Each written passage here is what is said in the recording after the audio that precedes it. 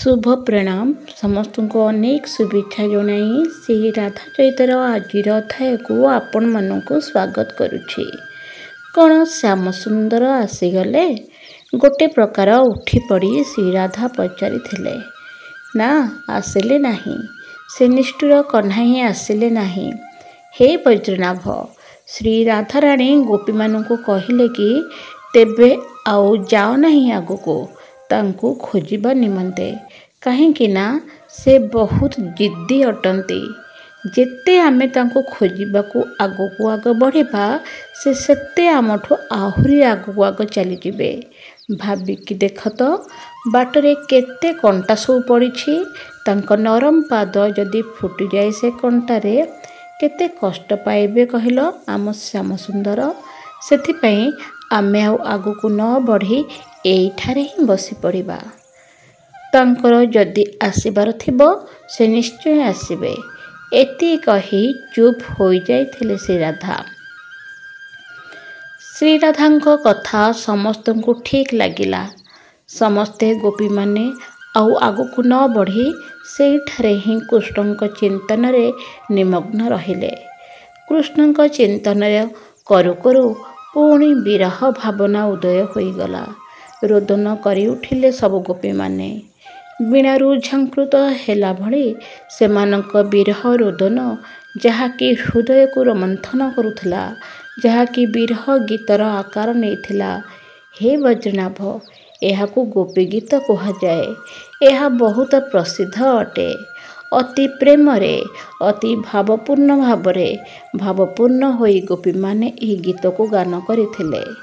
हे प्रिय, कहूचु तो आमे समस्ते तुमर। हाँ, भूल तो होईगला, क्षमा करिकी तो कहिदियो। तुमे आमर, आमे किछि जानुना, आमे किछि बुझुना। समुद्रर तरंग जेपरी समुद्रठू भिन्न नुहे, सेपरी आमे तुमर, तुमठू भिन्न नुहे। आमे मरी भी जातु, मात्र तुमको न देखी मृत्यु आसिबा ही वृथा। तुमको देखिबा ही दरकार, सेथिपई आमे मरी भी पारुनु। अबला नारी भाभी पुणी ए भयावह बनरे आमको अर्धरात्रि समय आम प्राण नेउछ काहींकी? कौन कहला मु प्राण नेली किपरि? मिछे गोपी, ना मिछ सब तुम पाखरे। आमको मारुछ पुणी कहूच किपरि अछु आमे समस्ते।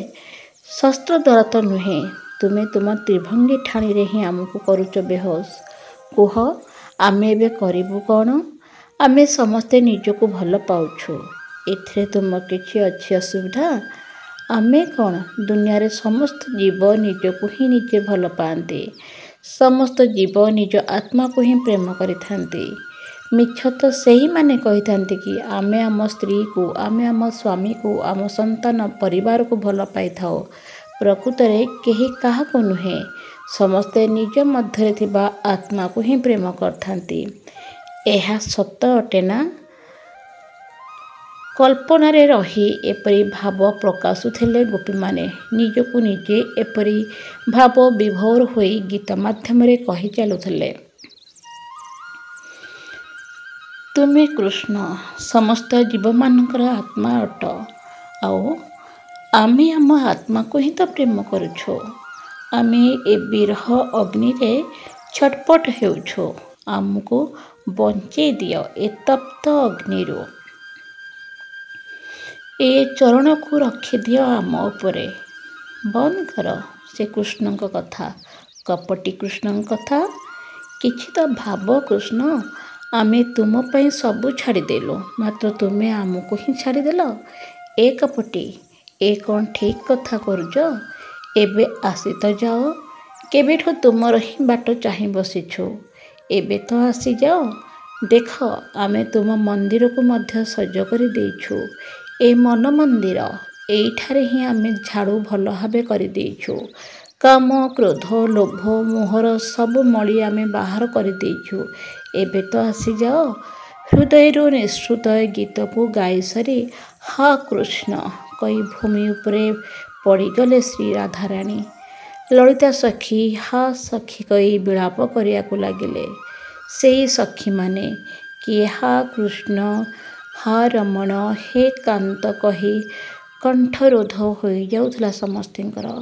ହେ ବଜ୍ରନାଭ, ସବୁ ଗୋପୀମାନେ ଆଗରେ ଶ୍ରୀରାଧାଙ୍କୁ ଆଗରେ ରଖି ଏହି ପ୍ରେମ ଗୀତ ଗୋପୀ ଗୀତକୁ ଏକ ସ୍ୱରରେ ଏକ ଭାବରେ ଗାଇଥିଲେ। ଏକ ହିଁ ଭାବରସ ସମସ୍ତଙ୍କ ହୃଦୟରେ ପ୍ରଭାବିତ ହେଉଥିଲା।